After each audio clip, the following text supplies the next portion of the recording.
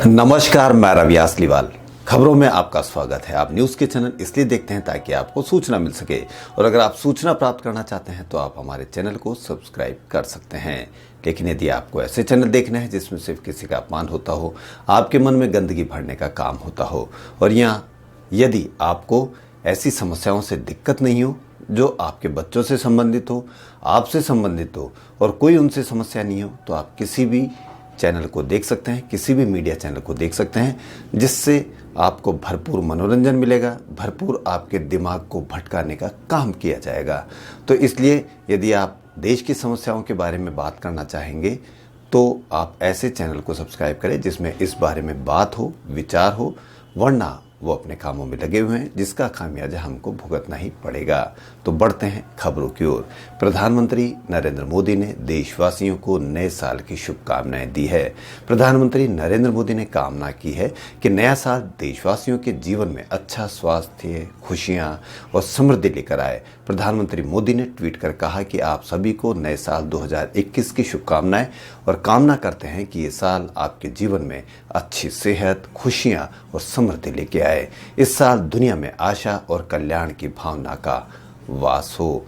हमारा चैनल भी इसी भावनाओं के साथ आपको नए साल की शुभकामनाएं देता है, और आशा करते हैं कि जो 2020 में जिस भी परिवार में कोरोना के कारण कुछ भी नुकसान हुआ हो या जनहानि हुई हो, उसके जनहानि के प्रति श्रद्धांजलि, और आर्थिक नुकसान हुआ है उससे उम्मीद करते हैं कि 2021 में आप उन्नति करें, तरक्की करें। तो और आगे साल 2020 ऐसी मुश्किलों में बीता है कि शायद ही लोग उसे याद करना चाहेंगे। नया साल, नई उम्मीद, नए सपने लेकर सामने है, लेकिन नए साल में टैक्स से लेकर बैंकिंग तक ऐसे बहुत से बदलाव हो रहे हैं जो आपके ज़िंदगी से जुड़े हैं और जिनके बारे में आपको जानना चाहिए। तो जानते हैं कि वो क्या क्या बदलाव होने जा रहे हैं। 1 जनवरी से चेक पेमेंट सिस्टम में बड़ा बदलाव होने जा रहा है। भारतीय रिजर्व बैंक ने जनवरी 2021 से पॉजिटिव पेमेंट सिस्टम शुरू करने का ऐलान किया है।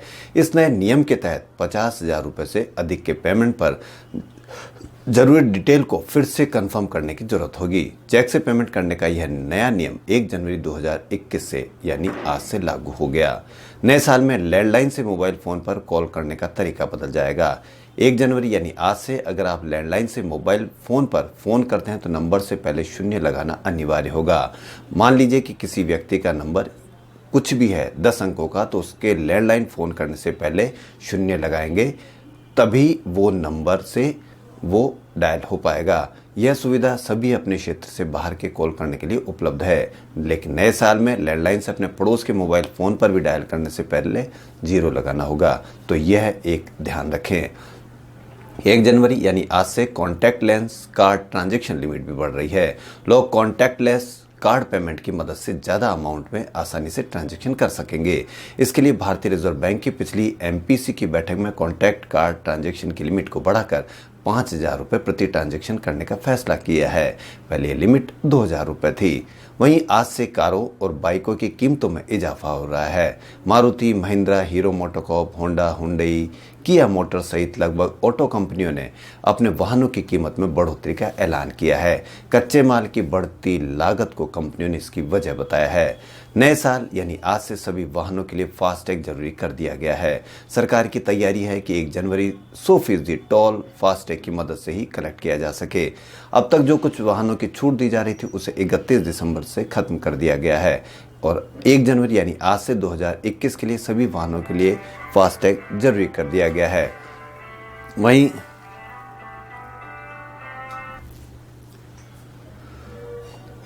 15 फरवरी तक सभी टोल प्लाजा पर एक हाइब्रिड लेन चलता रहेगा ताकि इस सिस्टम को सहजता से लागू किया जा सके, और इसको अब 15 फरवरी तक बढ़ा दिया गया है। 1 जनवरी से यानी आज से अब कम प्रीमियम पर सरल जीवन बीमा पॉलिसी खरीद सकेंगे। बीमा नियामक संस्था IRDAI ने सभी बीमा कंपनियों को 1 जनवरी से सरल जीवन बीमा लॉन्च करने को कहा है। एक स्टैंडर्ड टर्म इंश्योरेंस होंगी। नई बीमा प्लान से कम प्रीमियम पर टर्म प्लान खरीदने का विकल्प मिलेगा। साथ ही सभी बीमा कंपनियों की पॉलिसी में शर्तों और कवर की राशि एक समान होगी। सालाना 5 करोड़ रुपए के टर्नओवर वाले छोटे कारोबारियों को अब सिर्फ 4 जीएसटी सेल्स रिटर्न भरना होगा। 1 जनवरी से ये नियम लागू हो रहा है। पहले उन्हें 12 तरह के सेल्स रिटर्न भरने होते थे। इससे करीब 94 लाख कारोबारियों को फायदा होगा। इस नियम के तहत हर महीने 50 लाख से अधिक के टर्नओवर वाले कारोबारियों को जीएसटी देनदारी का कम से कम 1% नकद में जमा कराने का प्रावधान किया गया है। वित्त मंत्रालय का कहना है कि इससे सिर्फ आधा फीसदी टैक्स पेयर कारोबारी प्रभावित होंगे। ये भी 1 जनवरी से यानी आज से लागू हो रहा है। विश्व स्वास्थ्य संगठन ने फाइजर और बायोएनटेक की कोरोना वायरस वैक्सीन के इमरजेंसी इस्तेमाल की मंजूरी दे दी है। इसी के साथ दुनिया भर में फाइजर की वैक्सीन के इस्तेमाल का रास्ता खुल गया है। WHO ने मंजूरी देते हुए कहा कि वह अपने क्षेत्रीय कार्यालयों के जरिए संबंधित देशों से इस वैक्सीन के लाभ के बारे में बात करेगा ताकि वह भी इसे उपलब्ध कराया जा सके। इसी बीच भारत भी आज कोरोना वैक्सीन के इमरजेंसी इस्तेमाल को लेकर बड़ा फैसला लेने जा रहा है। इस बारे में आज एक महत्वपूर्ण बैठक होनी है। दिल्ली सरकार ने 7 कोविड-19 अस्पतालों को आंशिक कोरोना वायरस केंद्रों में बदलने के लिए बृहस्पतिवार को आदेश जारी किए। इसकी वजह राष्ट्रीय राजधानी में संक्रमण की स्थिति में सुधार होना है। स्वास्थ्य मंत्री सत्येंद्र जैन ने पत्रकारों को बताया कि दिल्ली में संक्रमित होने की दर गिरकर 0.8% हो गई है, जो 7 नवंबर को 15.26% थी। इसलिए यह चेंज किया गया है। उपभोक्ता मामलों के सचिव लीना नंदन ने बृहस्पतिवार को कहा कि प्याज की आपूर्ति बढ़ाने के लिए सरकार के समय पर किए गए हस्तक्षेप के अच्छे नतीजे मिले हैं। इससे अखिल भारतीय स्तर पर प्याज की औसत खुदरा कीमत इस साल 60% घटकर 40 रुपए प्रति किलोग्राम रह गई है। नंदन ने कहा कि प्याज की कीमतों में भारी गिरावट आई है। किसान नेताओं ने बृहस्पतिवार को कहा कि न्यूनतम समर्थन मूल्य के लिए कृषि कानूनों की गारंटी और नए कृषि कानूनों को रद्द करने का कोई विकल्प नहीं है। इससे एक दिन पहले केंद्र और प्रदर्शनकारी किसान संगठनों के बीच बातचीत हुई, जिसमें 2 विवादास्पद मुद्दों पर गतिरोध बना रहा। बुधवार को सरकार और किसान संघों के बीच छठे दौर की वार्ता लगभग 5 घंटे चली, जिसमें बिजली दरों में वृद्धि और पराली जलाने पर दंड को लेकर किसानों की चिंताओं को हल करने के लिए कुछ सहमति बन पाई। बुनियादी ढांचा क्षेत्र के 8 उद्योगों का उत्पादन नवंबर में 2.6% घट गया। ये लगातार 9वां महीना है जब बुनियादी उद्योगों का उत्पादन घटा है। प्राकृतिक गैस, रिफाइनरी उत्पाद, इस्पात और सीमेंट क्षेत्र के खराब प्रदर्शन की वजह से बुनियादी उद्योगों के उत्पादन में गिरावट आई है। नवंबर 2019 में 8 बुनियादी उद्योगों का उत्पादन 0.7% बढ़ा था। बिहार के मुख्यमंत्री नीतीश कुमार ने गुरुवार को कहा कि कोविड-19 से निपटने के लिए लॉकडाउन के मद्देनजर किसी दूसरे स्थान पर नौकरी गंवाकर राज्य में लौटे लोगों के आर्थिक रूप से पुनर्वास के प्रयास किए जा रहे हैं। भारतीय रेलवे, खान-पान और पर्यटन निगम ने 6 करोड़ से अधिक सक्रिय यूजर्स को नए साल की सौगात दी है।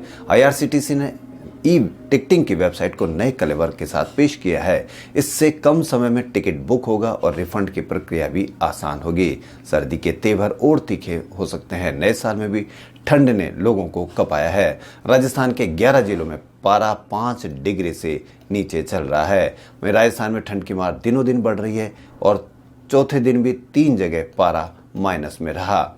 राजस्थान में अलवर के शाहजहांपुरा खेड़ा बॉर्डर पर गुरुवार दोपहर ट्रैक्टर पर सवार कुछ किसान पुलिस बैरियर तोड़कर हरियाणा में घुस गए। हरियाणा पुलिस ने जब तक किसानों को रोक पाती तब तक 10 से 15 ट्रैक्टर बॉर्डर से आगे निकल गए। इसके बाद पुलिस ने किसानों पर लाठीचार्ज किया और आंसू गैस छोड़े। इनमें कई किसान घायल हो गए। राजस्थान के उदयपुर जिला स्तरीय यातायात प्रबंधन समिति की बैठक गुरुवार को जिला कलेक्टर चेतन देवड़ा की अध्यक्षता में कलेक्ट्रेट सभागार में आयोजित हुई। कलेक्टर ने जिले में सुगम परिवहन और सुव्यवस्थित यातायात के लिए संबंधित विभागों को प्रभावी कार्रवाई करने के निर्देश दिए और जिले में ही विभिन्न मार्गों पर सुरक्षा की पुख्ता व्यवस्था और दुर्घटनाओं को अंकुश लगाने के लिए कलेक्टर ने जिले में हाईवे मॉनिटरिंग कमेटी बनाने के भी निर्देश दिए। उन्होंने कहा कि कमेटी हाईवे पर यातायात नियमों का उल्लंघन करने वाले वाहनों पर कार्रवाई, हाईवे मार्ग पर अनावश्यक साइन बोर्ड और विज्ञापन हटवाने और यातायात के दबाव को कम करने संबंधी कार्रवाई करेगी।